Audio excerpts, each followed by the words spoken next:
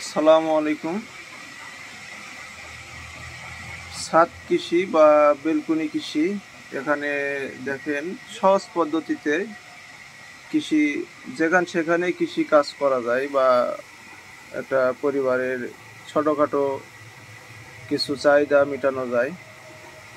আপনার এখানে টমাটম, তার মরিচ গাছে ফুল চলে আসছে, এই যে মরিচ ধরছে, এটা হাইব্রিড মরিচ। বেগুন, ওষুধি কিছু গাছ আছে। টমাটমের কাটিং দিয়েছে, এটা এখন নতুন গজাচ্ছে। এই যে পুঁই শাক, পরিবারের চাহিদা, সবজির চাহিদা মিটে যাবে এখান থেকে খুব সহজেই, ছোট্ট একটা জায়গায়। মানে সব বোতলজাত সব দ্রব্য এখান থেকে, মানে অর্গানিক চাষ পদ্ধতি। এটা কোনো রাসায়নিক নয়, এখানে শুধু অর্গানিক ভাবেই একটা পরিবারের ফলজ বা সবজি জাতীয় সব কিছুই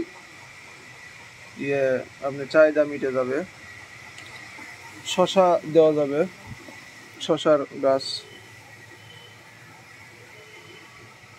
এই যে শশার ফুল ফুটছে, আলহামদুলিল্লাহ শশা ধরবে অল্প কিছুদিনের মধ্যেই। এখানে কোনো রাসায়নিক করণ নাই, সব কিছুই অর্গানিকভাবে চাষ করা হচ্ছে। এটা আপনার পরিবারের চাহিদা, সবজি চাহিদা মেটানো যাবে ছোট্ট জায়গায়, ছোট্ট পরিসরে।